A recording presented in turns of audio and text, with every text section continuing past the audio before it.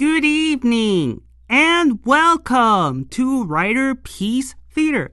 Me, Alistair Dayhawk, and tonight, me proud to present another gorgeous, legendary episode of Kamen Rider Gacha, episode 34. Guys, Hotaro killed the episode in a bad way. Mother Hotaro showed up to play, and Hotaro, being cringe as hell, he acts like a child, and of course he wasn't responsible, and he left his poor friend Kaguya to rot almost. And I will explain as I go along with this episode, but my god, Hotaro, you keep proving to me you are an immature child, and of course I will prove it to you guys why he is an immature, irresponsible child as we go along. Of course, I'm not going to start this rabbit hole of rants this early, so let us begin with this scene from last episode. So we left out with Kaguya with his legendary legend form, and he easily defeats Saigets in his Dark Kiba form. And then, of course, after the victory, Kaguya demorphs, turns around and stares at Hotaro and tells Hotaro, hey, it's nice to see you again, buddy. And Hotaro's like, do I know you? So he gives out this confused look on his face, and he's like, do I know you? Do you know me? How? And then poor Kaguya was like, giving out this disappointed look on his face. And then we go to the next scene where we get to meet the leaders of the 100, which are the 3 bits of Twitch. And the 3 bits of Twitch is pissed off at Saigets because he lost. And of course, the 3 bits of Twitch lost 2 out of the 3 generals. So it's mighty pissed. And they tell Saigets like, hey, failure is not an option. So if you come back here defeated a second time, you're done. You're dead. And Saigets agrees to the terms. He vows revenge. And we get to see him take out his arc driver. So after that, we move to the opening credits onto the next scene, to the school that only has 4 students and 1 lousy teacher. Yes, we're in the alchemy school, guys. And we get to see, Kudo, Renge, and Sabi in these gorgeous suits, princess dresses, and all that stuff. And of course, Kaguya was the one responsible for the clothes and all that stuff. And you see Renge enjoying the princess look. Kudo is like wooden Kudo. And Sabi is like, I don't know, he's just indifferent as well. It's like, this is how it feels to be gorgeous. And even the tablet had a makeover. It had the gems all on the back of the iPad. And then Kaguya turns his attention towards Spanner, and Spanner's like, hell no, you're not touching me. You're not touching me. And all the while, you see Hotaro, he looked like he is receiving, force lightning, because you see him with a pair of glasses with a mouth open, like, oh. So apparently Hotaro is getting his memories back from the special, and then once he gets his memories back, he looks at Kaguya and, gives him the hug. Where have you been up to? What's going on? And then this is where we get Kaguya's version of his story, where we get a recap that the 100 is after the super weapon that he has, and he destroyed the 100 armies.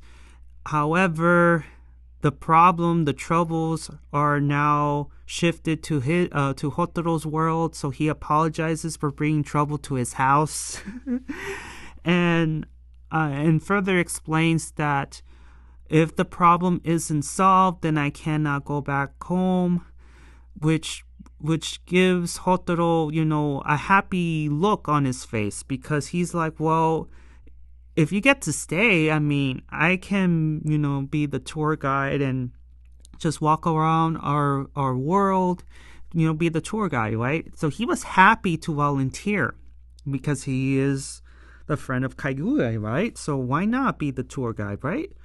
However, here comes cringy moment number 1. Oh, God. So, Minato Sensei has appointed Kudo to take Butler Kaijiki around the school and just give him a tour and also learn about the Kamen cards, that sort of thing, because he was interested. So Kudo takes Butler Kaijiki out, and then Renge leaves right after because she has a part-time job. Minato Sensei then leaves because he needs to meet with Kyoka. And then it leads, Spanner, Sabi, and of course Hotaro with Kaguya. However, Hotaro remembers that he has makeup lessons, whatever that is, and just ditches Kaguya with Sabi and Spanner, 2 strangers that this poor kid does not know. And Hotaro, this is where you could have been responsible and be like, hey, Kaguya, I just remembered that I need to do this for school. I'm not going to be able to give you a tour that you deserve. So I'm going to ask Sabi and Spanner, but Spanner's going to reject it.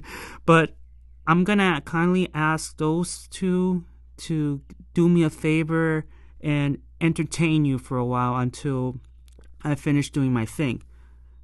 That could have been the responsible thing to do. But instead of doing that, he just ups and leaves, leaving poor Kaguya with 2 strangers. And yes, Isaac, it was very awkward. Okay. So that's douchebag moment number 1. Now we move on to the next scene with Hotaro, only this time in the classroom in the school that never was, with our Kaijiki. And this is where Kaijiki tells Hotaro about this certain Kamen Rider. He saved people from these weird invaders, these aliens, whatever, and Hotaro just turns around and stares at Kaijiki like, what Kamen Rider? What are you talking about? Who is this Kamen Rider?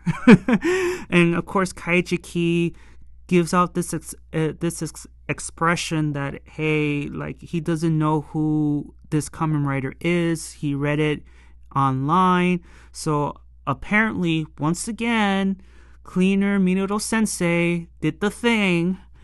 So his memories are wiped from last week.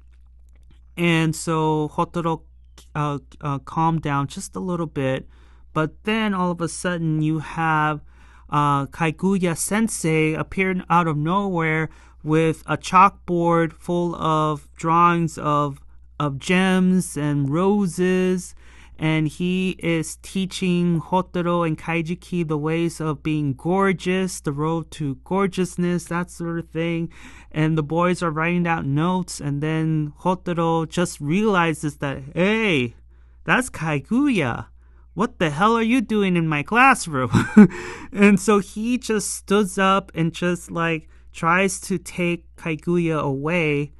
And then here comes Sabi and tells Hotaro hey, I apologize, but Kaguya just pulled a fast one on me, and here we are. So they both try to get Kaguya away from the classroom, and then Kaguya mentions points out, hey, Butler, because he assumes that it was Butler Kaijiki. Wait a minute, what are you doing here, and why are you dressed like that? What's going on? So he's confused, and then Kaijiki is even more confused. What? What's going on here, right? But then the scene ends with Kaijiki was like, "You smell nice. You smell nice." And we go to the next scene outside of the school, and poor Kaguya, he just wants to explore. He wants to know what a school is because apparently there's no schools in his world. And Spanner comes in and he's upset. He's angry that he has to babysit. And what's worse is that he tells everybody that, hey, he was talking to reporters and he was about to transform in front of them. So we get this cutscene. He's talking to reporters, Kaguya is, and he's about to transform into legend. And then Spanner was like, no, you're not transforming in front of these people. No, let's go. We're gone. So Spanner did good. He did great. And it's funny because you see Spanner just sticking his arm out and just like, no pictures, please. No recording, no nothing. No, we're walking away. And so Spanner is angry at Hotaro. He's like, no, I'm not babysitting this kid. No, like, you're responsible for him.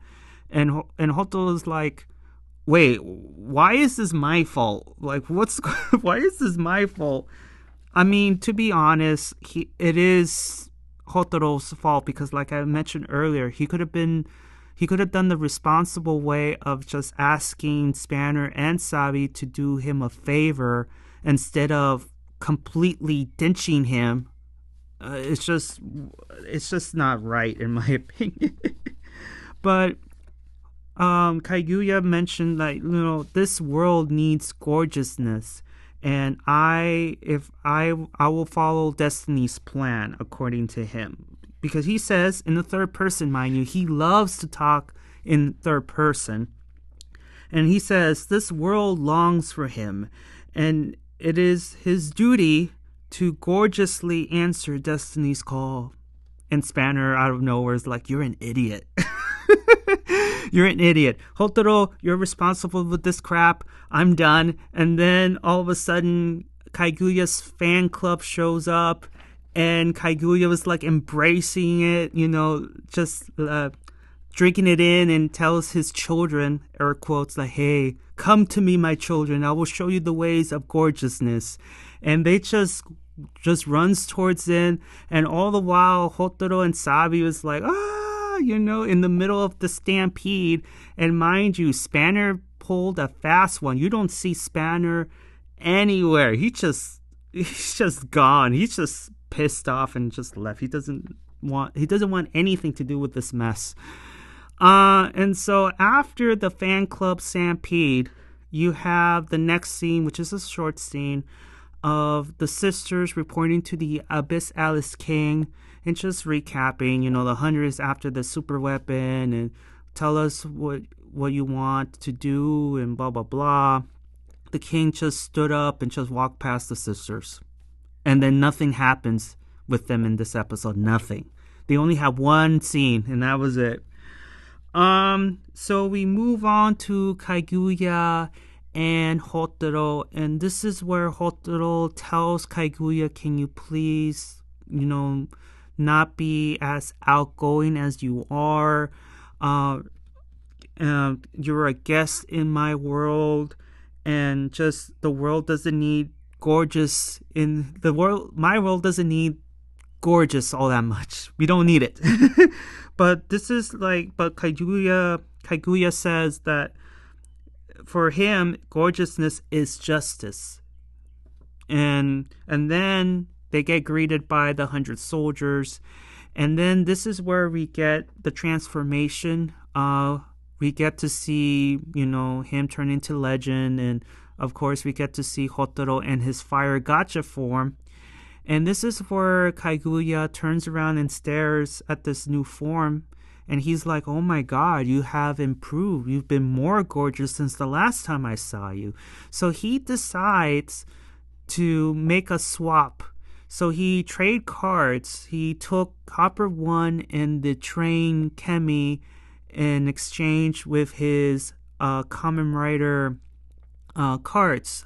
I remember one of them was Kuga, and I think the other one was Fuzz. I could be wrong on that one, but I did remember seeing Kuga.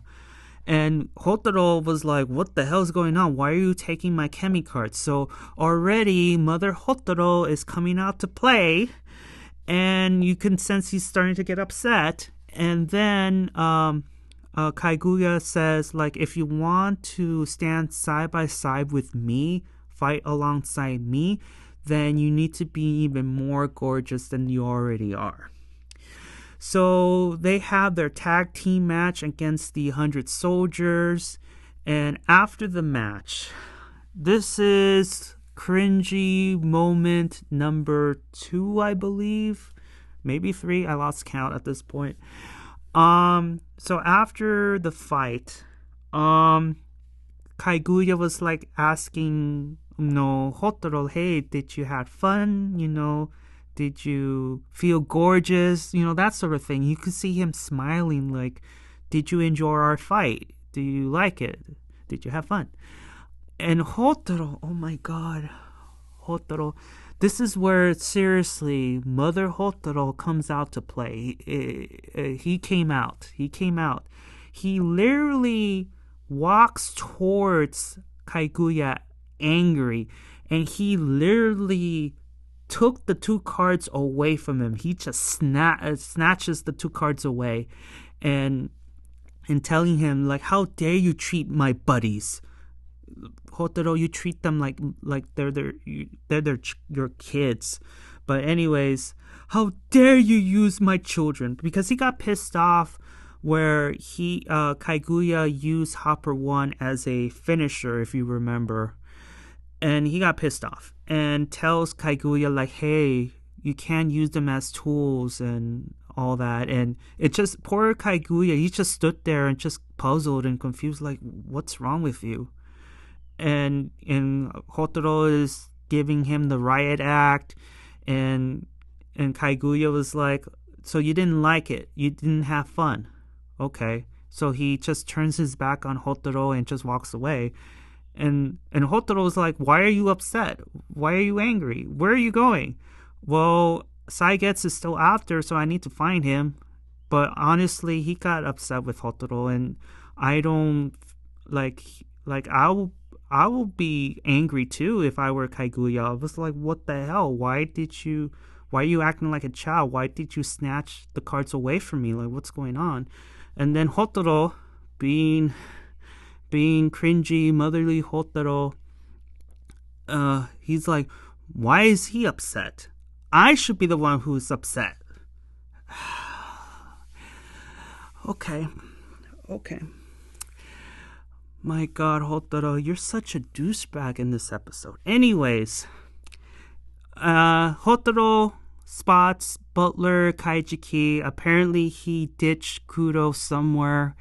And we get into the next scene where Butler Kaijiki, tells the story about Kaguya and explains, yeah, he's awkward and he doesn't know how to express himself all too well because, he doesn't know how to express his non-gorgeousness. He doesn't know how to express himself. And also, he tells the story that, he's been all alone. He's been fighting the 100 all by himself.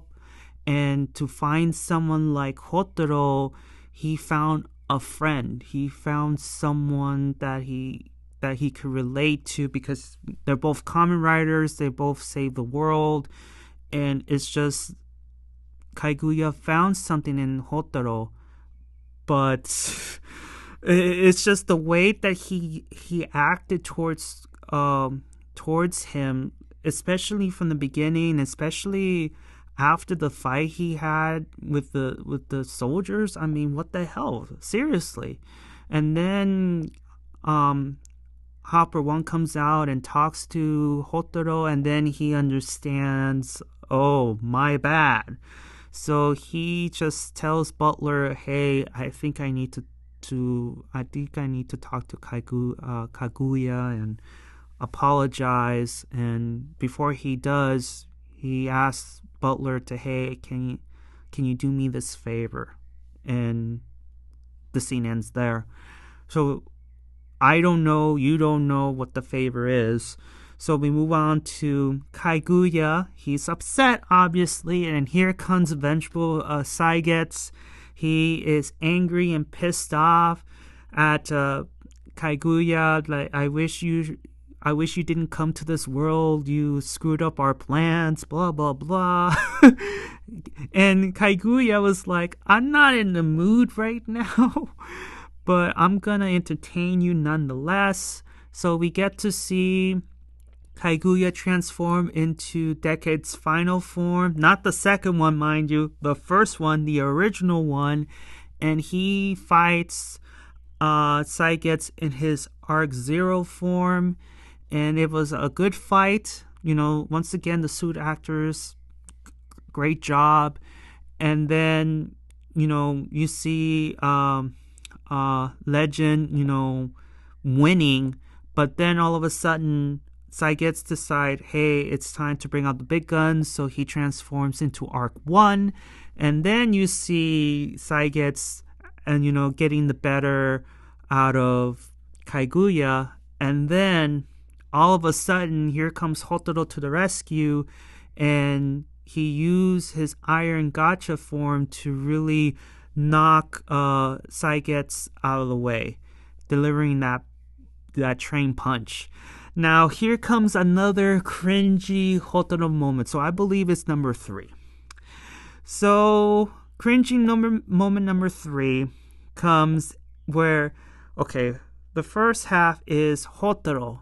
You picked the wrong place at the wrong time to apologize because you just interrupted a battle. You are in the middle of a fight with a vengeful lieutenant. Why do you think that it's the right time for you to apologize to your friend? Why? Read the effing room. And this is where I'm upset with Saigets. Well, I'll get to him in a moment.